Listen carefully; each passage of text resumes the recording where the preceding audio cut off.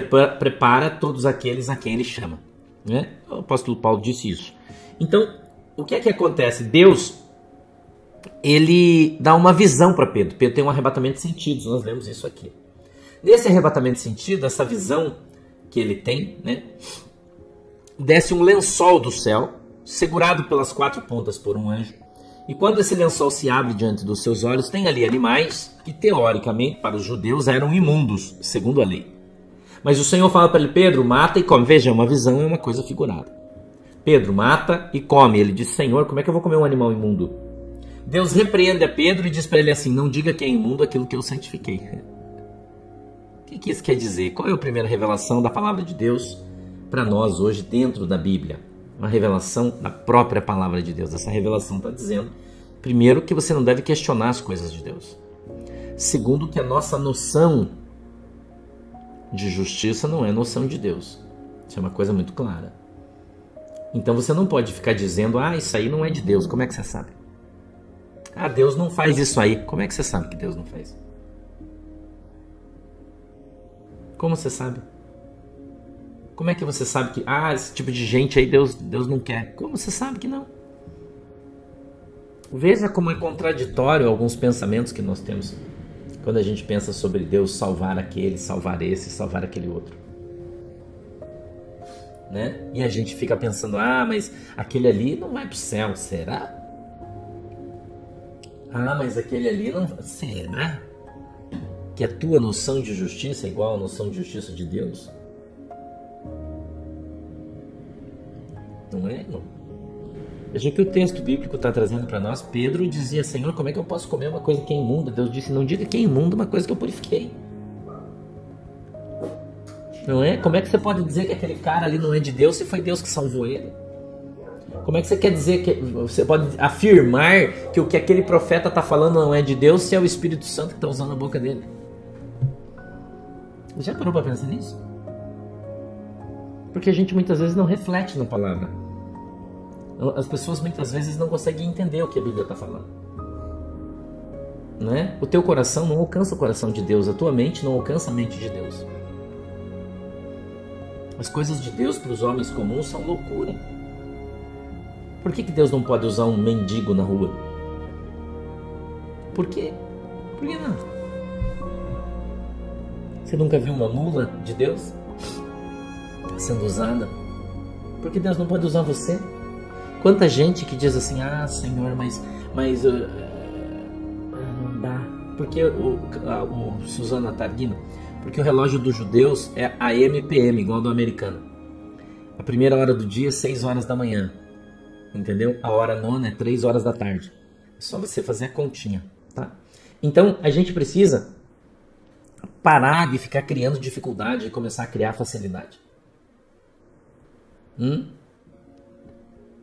Entendeu?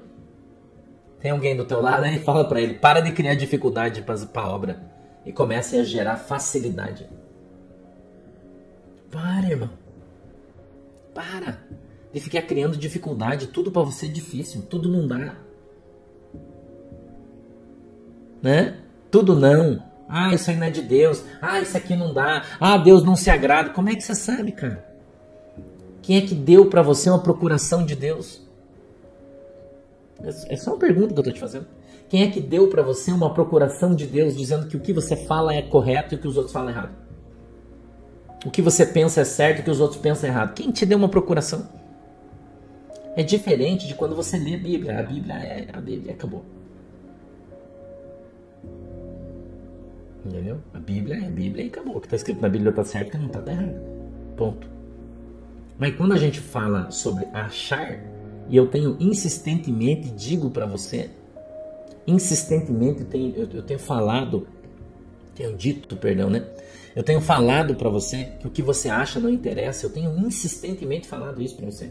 O que você acha não interessa. Às vezes você pode até achar grosseira essa maneira que eu falo, mas é a verdade. Mas eu acho. Cara, o que você acha não interessa. Interessa o que a Bíblia diz, irmão. O que é que a Bíblia diz? Entendeu? Então você fica olhando, procurando cabelo em ovo, chifre na cabeça de cavalo, todo lugar você fica arrumando uma desculpa para não fazer. Entendeu?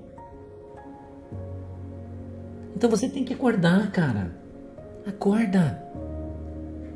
Para de ficar criando dificuldade. Ah, eu não vou falar porque essa noite eu tive um sonho. Eu vou contar pra vocês. Eu falei pra Manuel, até eu acordei 2h10 da manhã. Não consegui dormir mais. Tô até com cara de sono, tô cansado, não consegui dormir. Eu sonhei com um tsunami essa noite. Foi tão intenso, irmão. Escuta o que eu vou falar pra você. O meu sonho foi tão intenso que eu cheguei a acordar. Quando acordei, eu tava sentado na cama. Oi, Charrua. Seja bem-vindo, brother. Beleza, Romeu? Tem um país aí, irmão, que vai ser alcançado por um tsunami que vai ser tão grande que vocês vão ficar de cara. Irmão, que sonho que Deus me deu essa noite. Eu tava lá no lugar, eu vi ele. Ele entrava pela terra e batia na montanha, lá dentro. Como se bate com uma marreta numa pedra que faz aquele barulho assim, ó, bum, sabe? A onda quando batia assim, ó, pum, mas pensa numa onda gigantesca. Que chegava a pular água por cima da montanha, eu tava atrás da montanha. Eu sentia tremer tudo quando a onda batia naquela montanha.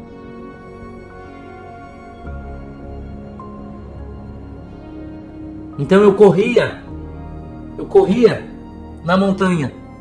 E subia por dentro dela, porque tinha muitas casas ali. E subia por dentro dela e até lá no alto.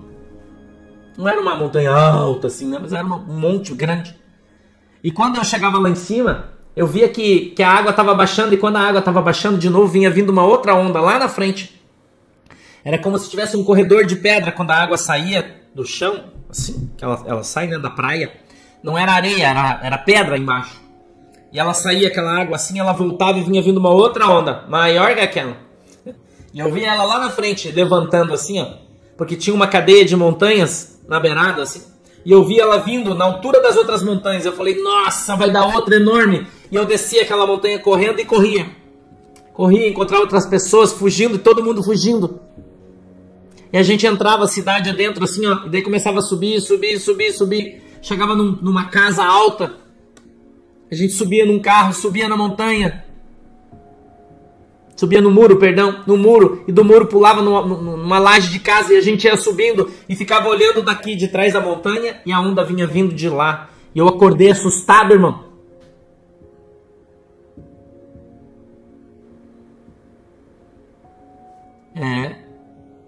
E Deus falou pra mim. E Deus falou pra mim que um país vai ser assolado pelas águas. E ele é aqui pertinho. É aqui pertinho. E ele tá vindo.